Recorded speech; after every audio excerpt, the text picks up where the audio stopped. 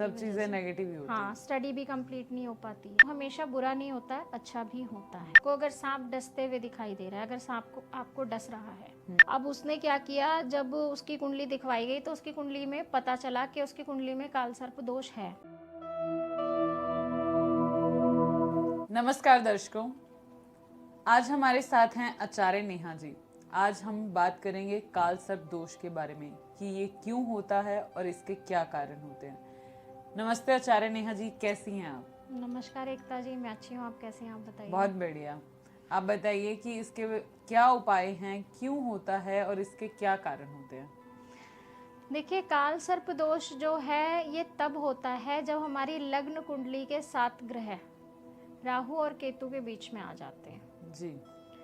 और उसकी वजह से हमारी लाइफ में बहुत सारी प्रॉब्लम्स रहती हैं।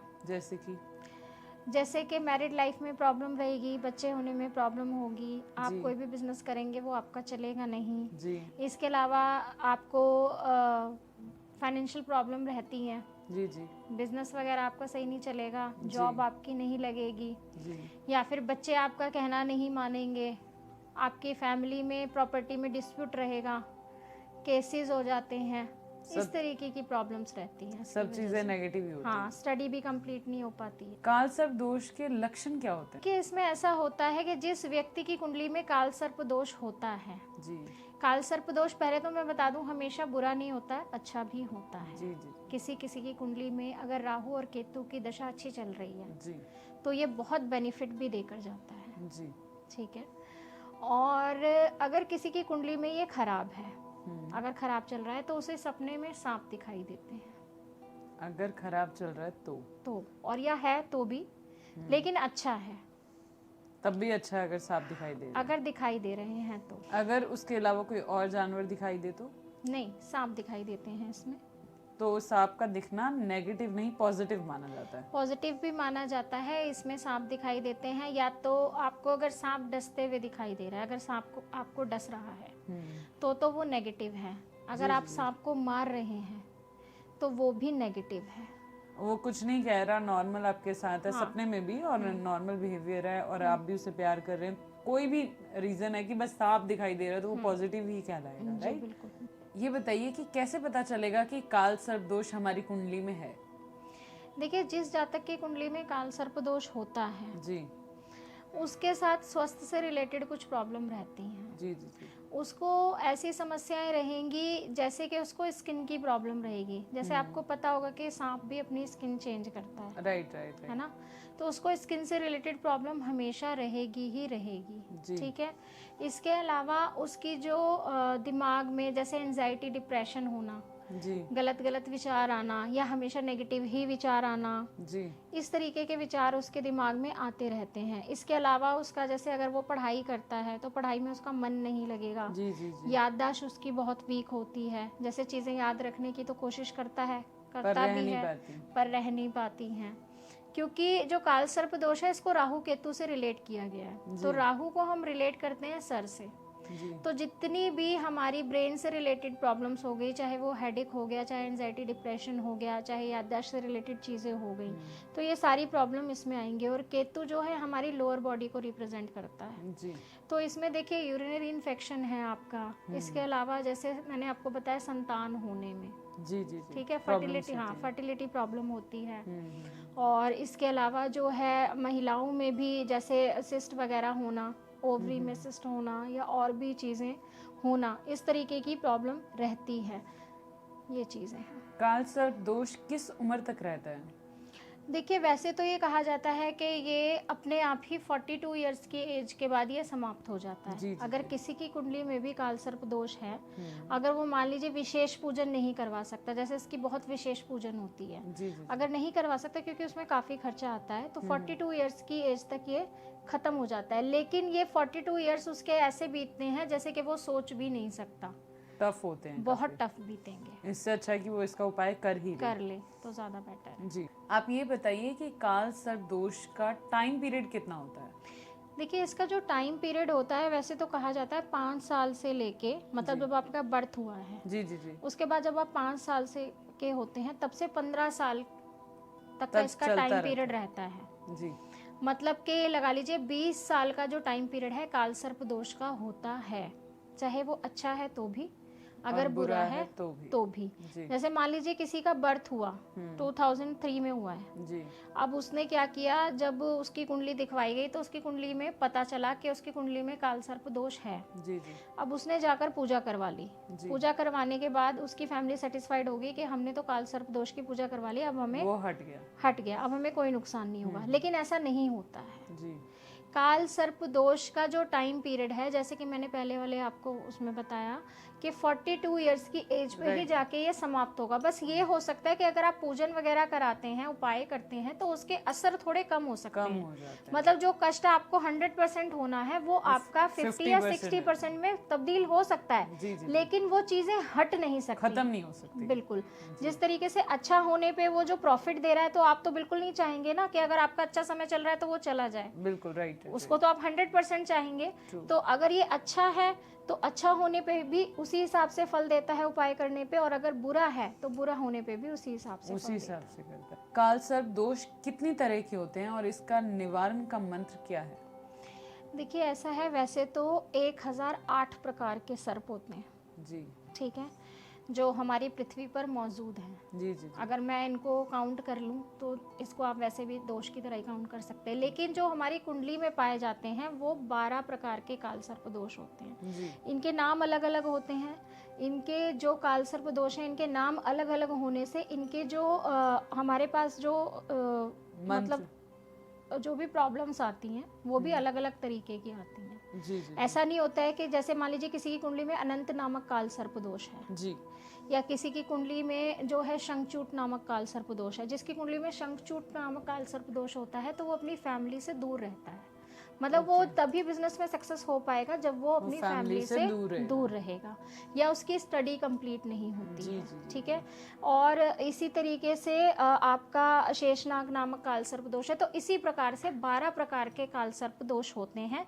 सबके जो है प्रॉब्लम्स अलग अलग हैं और सबके उपाय भी अलग अलग होते हैं। और इसके मंत्र, इसका जो मंत्र है वैसे विशेषकर लोग शिव जी की पूजा करते हैं इसके लिए तो ओम नमः शिवाय है। वैसे अगर विशेषकर आप पूजा अगर करवाना चाहते हैं तो नाग गायत्री मंत्र है जिसका 108 बार जाप करना चाहिए। डेली बेसिस पे भी कर सकते हैं या नाग पंचमी पे आप कर सकते हैं।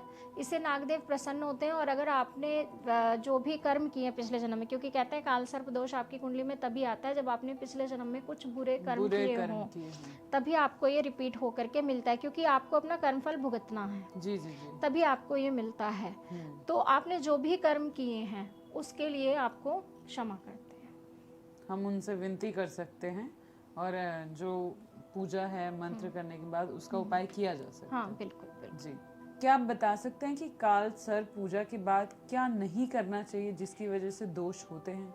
देखिए ऐसा होता है, लोग काल सर्प दोष की पूजा कराते हैं लेकिन वो पूजा कराने के बाद भी उन्हें पूर्ण फल नहीं मिलता। उसका कारण ये होता है, यदि मान लीजिए कोई जातक है उसकी कुंडली में काल सर्प दोष है, अब जब इसकी पूजन कराने जाएंगे, यदि वो मैरिड है तो अपनी वाइफ को भी लेके जाएगा, वो जाहिर सी बात है। अगर उसकी वाइफ प्रेग्नेंट है तो उसकी वाइफ को पूजा में नहीं बैठना चाहिए।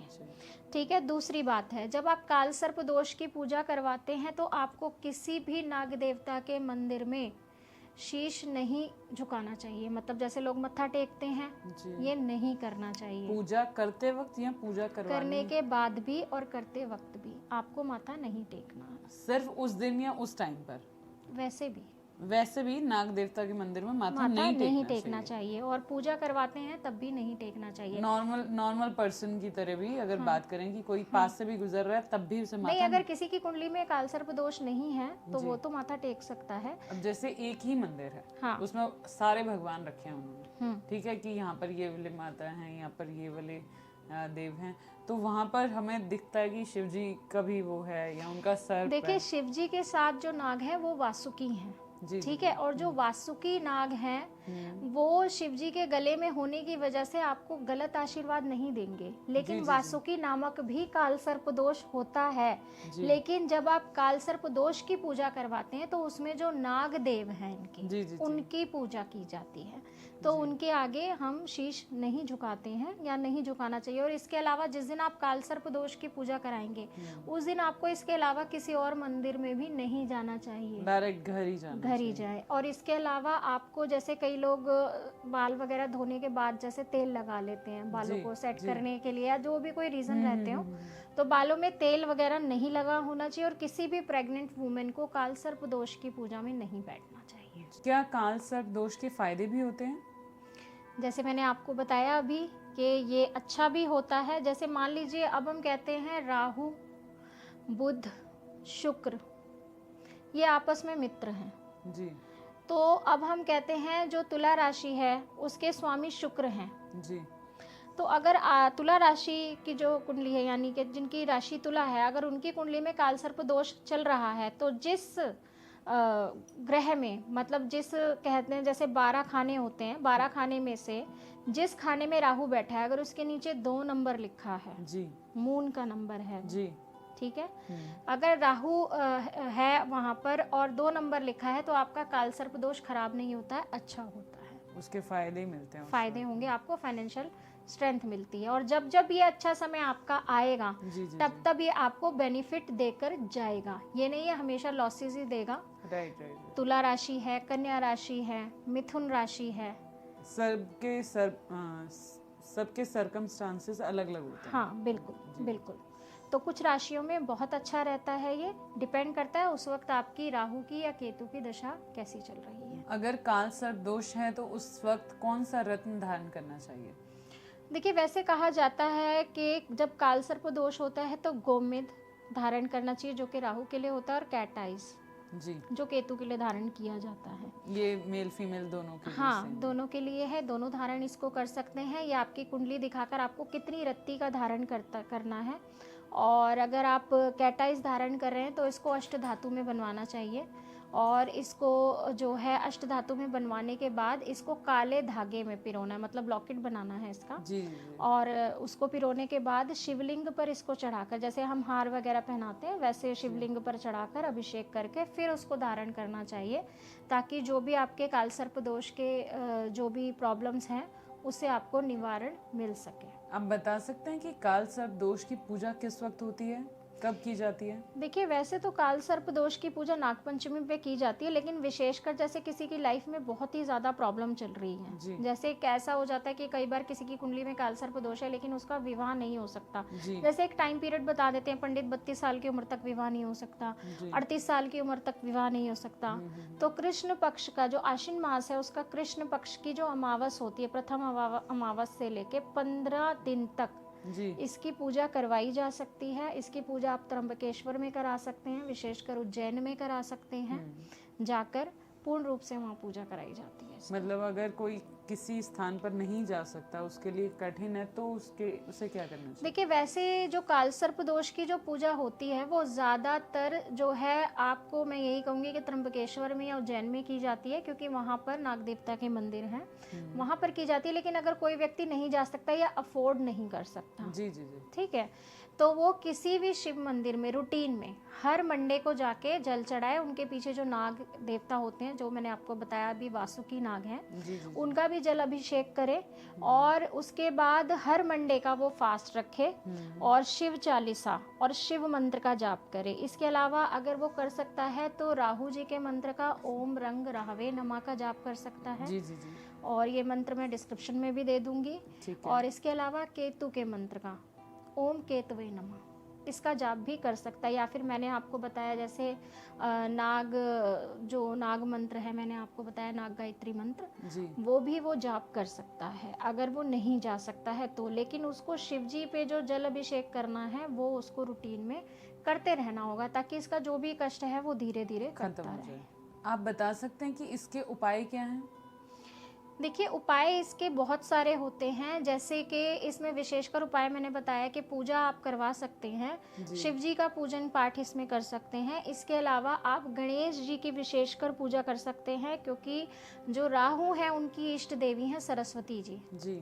और जो सरस्वती हैं, क्योंकि वो ज्ञान की देवी हैं, और ये इनका जो है रिलेशन जो है कहीं ना कहीं गणपति जी से, बुध देव से बनता है, जो जी। बुध ग्रह का अधिपत्य गणेश जी के पास है। जी जी। तो आप गणेश जी का पूजन कर सकते हैं। इनको 21 दुर्वा चढ़ानी चाहिए इनको, और इनको लड्डू या मोदक जो भी आप चढ़ाना चाहें वो प्रसाद आप चढ़ा सकते हैं, 5, 7 या 11 के हिसाब से। और 21 दुर्वा जो आपको चढ़ानी है, वो दुर्वा के में जो गांठ हम लगाते हैं, कई लोग इकट्ठा करते हैं उसको मौली से बांध देते हैं, उसको मौली से नहीं बांधना है, उसको आपको दुर्वा से ही बांधना है।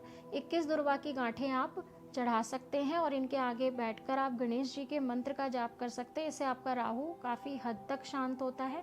इसके अलावा आप जीवित नाग नागिन का जोड़ा, अच्छा। अगर मान लीजिए आपको कोई सपेरा मिल जाता है और वो तैयार हो जाता है, क्योंकि वो सपेरे के माध्यम से ही कमाता है, सांप के माध्यम से ही कमाता है सपेरा, उसकी रोजी रोजगार यही है। अगर वो आपको अपने सांप देने के लिए राजी हो जाता है, तो आपको बहते जल में या जंगल में वो नाग नागिन का जोड़ा आपको छुड़वाना चाहिए।